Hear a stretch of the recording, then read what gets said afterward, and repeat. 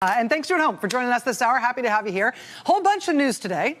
A senior advisor to HUD Secretary Ben Carson resigned today after being confronted with reports that he faked all the important bits on his resume.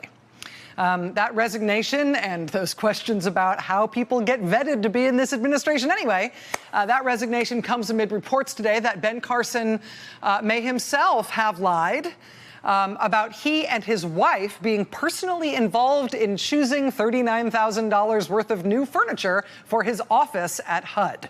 Now, whether or not you like expensive furniture in government offices, lying about it when you are confronted about it is never a good idea, and there are now multiple reports that Ben Carson is among several senior Trump administration officials and cabinet secretaries who may be losing their jobs sometime soon, after the firing of Secretary of State Rex Tillerson just 2 days ago.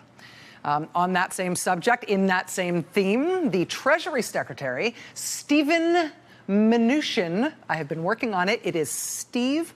It is not Steve, it's Stephen, and it's not Mnuchin, it's Mnuchin, like he's from the island of Minutia. It's Stephen Mnuchin from Minutia. Working on it. Sorry, I've gotten it wrong 4,000 times on the air. I will not get it wrong again. Stephen Mnuchin. Treasury Secretary. He is reportedly also on the block today after documents obtained through a Freedom of Information Act request show that he charged taxpayers for roughly $1 million worth of flights on military aircraft just in the first 9 months he was in office.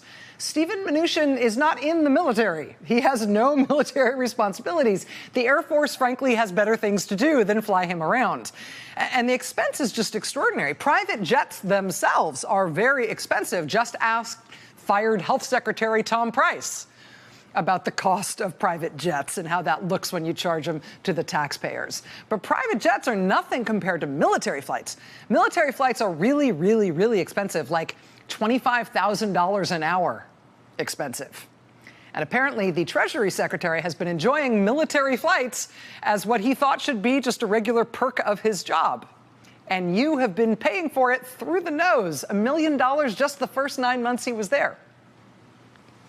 And that kind of spending scandal by a Trump cabinet secretary is dog bites man regular news for this particular administration, I know.